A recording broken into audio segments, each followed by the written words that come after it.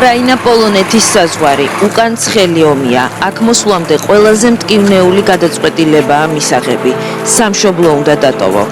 ძალები მოიკრიბოდა სცადო საბრძოლო მოქმედებებს თავი დააღწიო, რადგან შვილების სიკვდილი საკუთარი თვალით არ ნახო, ან მათთან ერთად მტრის ბომბებმა არ შეგიწიროს. აქამდე მოსვლა მარტივი არ არის, მაგრამ მშვიდობის ძიების სურვილია იმდენად ძლიერი, რომ კილომეტრიან რიგებში 3-4 დღეც ათენებ და შიმშილსაც იტან. მედუკას საზღვარზე ხალხის ნაკადი არ წყდება. გადმოდიან ძირითადად ომიდან გამოქცეული ქალები მცირეწლოვან ბავშვებთან ერთად.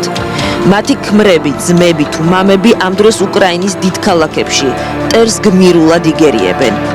გადმოსულ თითოეულ ადამიანს სახეზე აწერია ერთ დღეში დანგრეული ცხოვრების, სახლიდან, ქვეყნიდან გამოქცევის აუტანელი სიმძიმე, ხელცარიელი და ტკივილით სავსე უცხო მიწაზე, მაგრამ მეგობრულ სახელმწიფოში. არ იციან რა ელოდებათ, მაგრამ პოლონეთის ტერიტორიაზე დადგმული ფეხი ახალი სიცოცხლის დასაწყისია.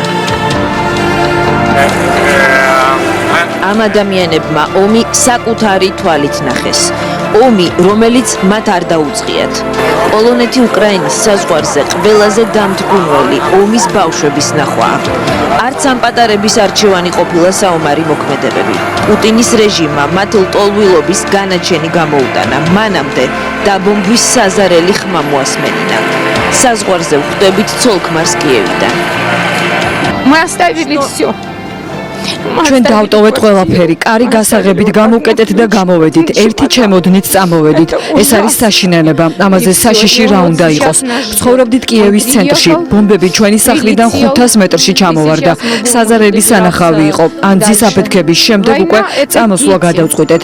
2 საათში ჩავბარგდით. არაფრის დრო არ გქონდა. ჩემთვის ომი არის ბავშვები, ძალიან პატარა ბავშვები დედებთან ერთად ჩამწკრივებული. ეს არის უბედურება. Это все, спасибо. დასეტყოდით პუტინს. Путину. პუტინს მოკლავდი, არაფერსაც არ ვეტყოდი, ცეცხლმა დაწვას. Не говорила. Я бы сказала, гори ты в пекле. Обстрел крылатыми ракетами. კიევი რაკეტებიდან, ისკანდერებიდან სრულკალიბრიანი იარაღითი ბომბება ანადგურებენ ყველაფერს, პირველ რიგში სტრატეგიულ ობიექტებს, მაგრამ ბომბები ეცემა საცხოვრებელ სახლებს. 2 რაკეტა დავინახეთ ჩვენი სახლის წინ, როგორ დაეცა შენობას, სადაც ხალხი ცხოვრობდა.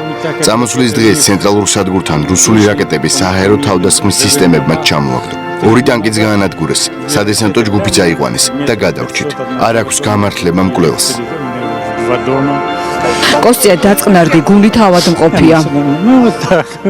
ყველაფერი ნორმალურადაა, მე რა თქმა უნდა დარწმუნებული ვარ, რომ ჩვენ გავიმარჯვებთ. ამაში ეჭვიც არ მეპარება. გამარჯვებამდე ვიბრძოლეთ. ძალიან მალე იმედი მაქვს უკან დავუბრუნდები კიევს. შევხვდებით კიევში. აუცილებლად. На шашлык. ამ ადამიანებმა ომს თვალებში ჩახედეს. ბოლომდე არ ეგონათ, რომ 44 მილიონიან ქვეყანას მეზობელი დასანგრევად გაწირავდა. დღეს უკრაინის ჯარის ტრიუმფს ელოდებიან. Страх, пустоту, очень страшно. ვგრძნობ შიშსა და სიცარიელეს. ჩემთვის ომი უდანაშაულო ადამიანების სიკვდილია. ძალიან საშიშია. Я хочу, чтобы был мир. მე არაფერი მინდა, მხოლოდ მშვიდობა. ყველგან მშვიდობა იყოს მთელს მსოფლიოში. ჩვენი შვილები არ იბრძოდნენ. შვილი ფრონტის წინა ხაზზე დავტოვეთ და მე აქ წამოვედი, სიტყვები არ მყოფნის. Мы из центральной Украины. ცენტრალური უკრაინიდან წამოვედით. ქმარი პოლონეთში მუშაობს და გაგვიმართლა. 2 ზოგჩანთის ჩალაგება მოვასწარით. Не было его на территории Украины.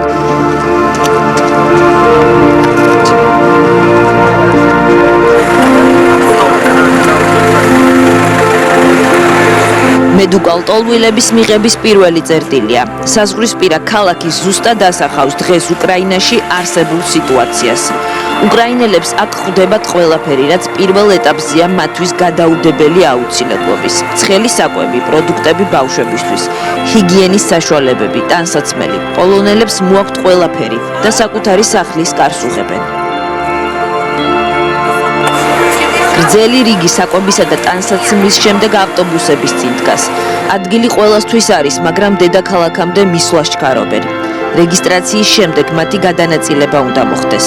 3-წლიანი ბინადრობის უფლება გარანტირებული აქვთ. უკრაინელ ბაბუას 8 დღის ანასტასია მოჰყავს. ეს კიევიდან მოვიდა. შვილიშვილია ჩემი. ბომბავდნენ დაუნდობა. ბოლო 2 დღე შედარებით სიმშვიდეა. ჩვენ თავშესაფარში ვიყავით. ომი კოშმარია და არასდროს ვიფიქრებდი რომ ომს მოვესწრებოდი. Ukraina naša победит.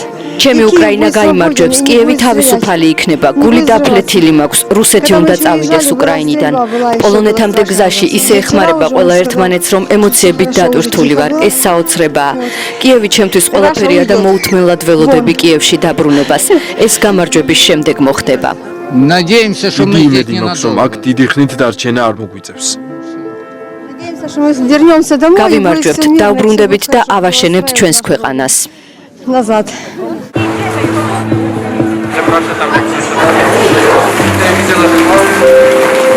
ეს ვარშავის სადგურია. 24 საათიანი რიგები ბილეთებზე. ნაწილს ახლობლები ხვდებათ. ნაწილმა არ იცის, სად უნდა წავიდეს. ელოდებიან მოხალისეებს, პროცედურების გავლას. შვიდად დგანან, ჩაფიქრებულები უკეთესის იმედით და უარესის მოლოდინში. უკრაინაში ახლობლები დატოვეს. მათი დარდი თან გამოხვათ. Настрой маленьких детей. Мы бы не хотели, чтобы სამი ბავშვით გადმოვედით. გოდესიდან ვართ. პატარებით დარჩენა შემეშინდა. არც ვიცოდი რა წამომეღო. ჯერ წავედით მოლდოვაში, შემდეგ რუმინეთში, მერე კრაკოვში და დღეს ჩამოვედით ვარშავაში. არ ვიცი რა იქნება. წარმოდგენა არ მაქვს, სად მომიწევს ცხოვრება. ჯერ აგონიაში ვართ. ომზე უარესი არაფერია. პუტინს ვეტყოდი რომ მოინანიოს და უკრაინელებს მუხლის ჩოქებზე დაუდგეს. ჩვენი ასე გამწარებისთვის ღმერთის წინაშე მოინანიოს. Искренне помолиться Богу. ომი არავინ იცის როდის დასრულდება, მაგრამ ამ ადამიანებმა ზუსტად იციან, რომ უკრაინა აუცილებლად გაიმარჯვებს. ეს გამარჯვება მათ ისე გააერთიანებს, როგორც არასდროს. მაგრამ მტრის უკან დახევამდე ჯერ თითოეულს ჯოჯოხეთი აქვს გასავლელი. რუსეთის მიერ უკრაინის წინააღმდეგ დაწყებულ ომს უკვე 1,5 მილიონი ლტოლვილი ჰყავს.